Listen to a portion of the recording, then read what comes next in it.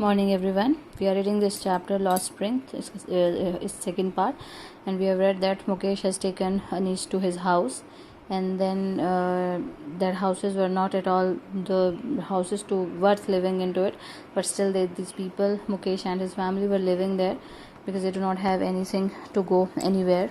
So let's read. We enter a half-built shack. In one part of it, thatched with dead grass, is a firewood stove over which sits a large vessel of sizzling spinach leaves. On the ground, in large aluminium platters, are more chopped vegetables. A frail young woman is cooking the evening meal for the whole family. Through eyes filled with smoke, she smiles. She is the wife of Mukesh's elder brother, not much older in years. She has begun to command respect as the Bahu, the daughter-in-law of the house, already in charge for 3 men, her husband, Mukesh, and the father. When the older man enters, she gently withdraws behind the broken wall and brings her wheel closer to her face. As the custom demands, daughter-in-laws must veil their faces before male elders. In this case, the elder is an impoverished bangle maker. Despite long years of hard labor, first as a tailor, then as a bangle maker, he has failed to renovate a house, send his 2 sons to school. All he has managed to do is teach them what he knows, the art of bangle making. So when they entered Mukesh house, what it was just a half-built shack. Shack means it is just a kind of a hut, and it was thatched. Thatched means it was roofed with the dead grass. Okay, and one at the one corner of it there was a stove, and on the stove there was a large vessel in which spinach leaves were cooking, and chopped vegetables were there to cook more food for the family. And one frail young woman was cooking food for whole of the family, and she was the wife of Mukesh's elder brother, and she was very young, but she has become daughter-in-law of the house, so she has gained that designation as Bahu of the house. And when Mukesh's father came into the scene, she just concealed her behind the door, and she just turn her wheel to her face. Wheel means a kind of a ghungat, you will say that.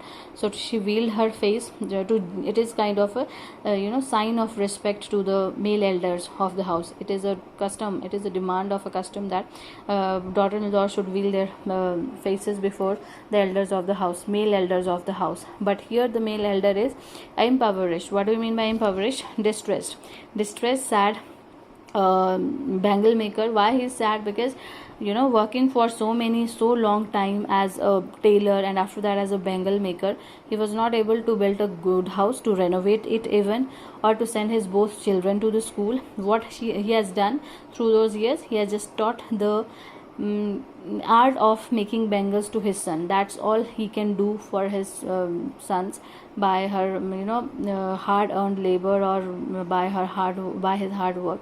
So it says that these people do not have much to do in their life except bangle making.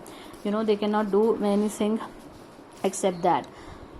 Next, it is his karma, his destiny, says Mukesh's grandmother, who has watched her own husband go blind with the dust from polishing the glass of bangles.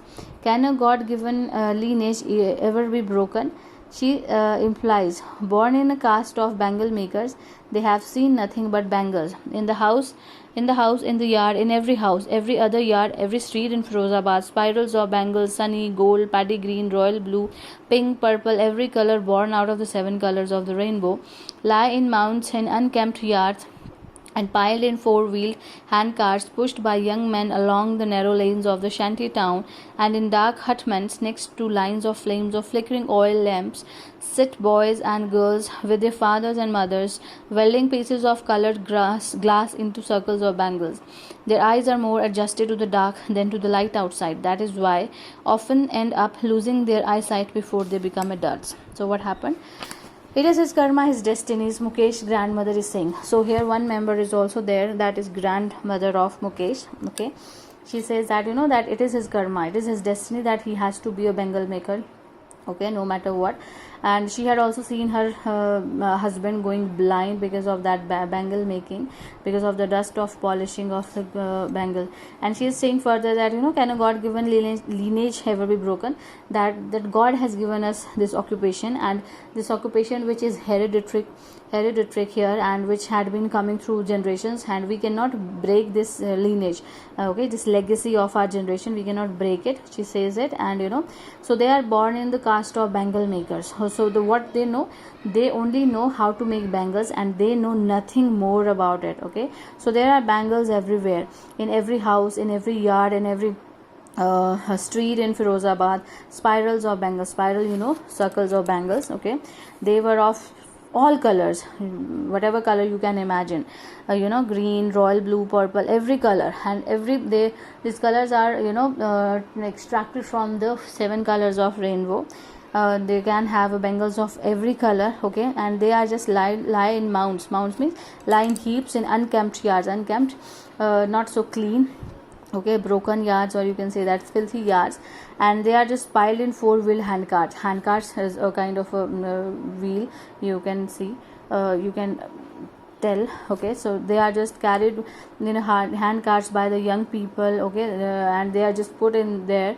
And what they can see that in dark hutments mean huts, only huts, the rooms of the huts, they next to the lines of the flame. So what you can see that in every house, in every hut, there are, in a room, there is a shanty room, there is a dark room where oil lamps are flickering. I have told you that these bangles are made around the fire. This glass is melted in the fire, it glowed, and then the round circle of bangle is given to it, given to the glass. So that's how they made these bangles. So that is what in every house, those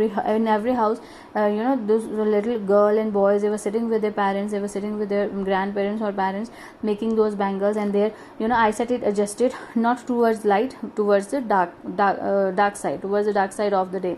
Even in the day, they are just sitting in that dark room, surrounded by those flickering lamps, working there under flickering lamp, making those bangles. And it affects their eyes so much, okay, because their eyes are always adjusted towards dark and towards that glowing flickering lamps, and because of that dust, and because of that that dust and glow of that glass, it is very harmful for them. And their eyes are more adjusted to the dark, and that is why they end up losing their eyesight.